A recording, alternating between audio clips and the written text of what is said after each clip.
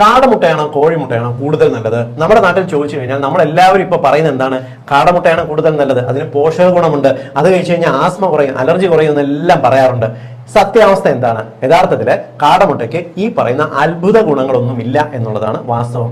നമ്മൾ ഒരു കോഴിമുട്ടയും ഒരു കാടമുട്ടയും തമ്മിൽ അവയുടെ ന്യൂട്രീഷണൽ ഗുണങ്ങൾ താരതമ്യപ്പെടുത്തുന്ന സമയത്ത് കോഴിമുട്ടയ്ക്കകത്താണ് കൂടുതലെന്ന് നമുക്ക് അറിയാൻ പറ്റും.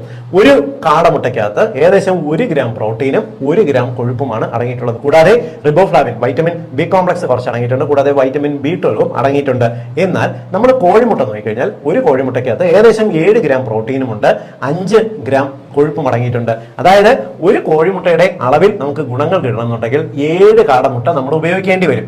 മാത്രമല്ല 7 കാടമുട്ട എടുത്തു കഴിഞ്ഞിരുന്നാൽ നമുക്ക് കോഴിമുട്ടയായിട്ട് താരതമ്യപ്പെടുത്തുന്ന സമയത്ത് കൊഴുപ്പിന്റെ അളവ് കൂടുതലാണ്. അതായത് ഒരു കോഴിമുട്ടയ്ക്കകത്ത് 5 ഗ്രാമാണ് കൊഴുപ്പെന്നുണ്ടെങ്കിൽ 7 കാടമുട്ടയ്ക്കകത്ത് 7 ഗ്രാമാണ് കൊഴുപ്പ്. അതായത് കൊളസ്ട്രോൾ കൂടുതലുള്ളവർ കാടമുട്ട കഴിച്ചാലാണ് കൂടുതലും കൊളസ്ട്രോൾ കൂടാനുള്ള സാധ്യത എന്നർത്ഥം. മാത്രമല്ല കോഴിമുട്ടയ്ക്കകത്ത് കോഡിൻ, സിയാസാന്തിൻ, ല്യൂട്ടിൻ പോലുള്ള അമിനോ ആസിഡ്സ്, ആന്റി ഓക്സിഡൻസ് അടങ്ങിയിട്ടുണ്ട്. കൂടാതെ vitamin A, vitamin D, vitamin B complex vitamins ഇവയെല്ലാം കൂടുതലായിട്ട് അടങ്ങിയിട്ടുണ്ട്. അതുകൊണ്ട് തന്നെ നമുക്ക് കാടമുട്ടയായിട്ട് താരതമ്യപ്പെടുത്തുമ്പോൾ കോഴിമുട്ടയാണ് കൂടുതൽ നല്ലത്.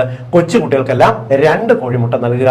പലവിധ അത്ഭുത ഗുണങ്ങൾ, പ്രത്യേകിച്ച് ആസ്മ പോലുള്ള കണ്ടീഷൻ മാറ്റാൻ കാടമുട്ടയ്ക്ക് കഴിവെന്ന് പറയുന്നത് വെറുതെ പബ്ലിസിറ്റിക്ക് വേണ്ടി പറയുന്നത് മാത്രമാണ്. അതല്ലാതെ മറ്റു ഗുണങ്ങൾ കാടമുട്ടയ്ക്കില്ല.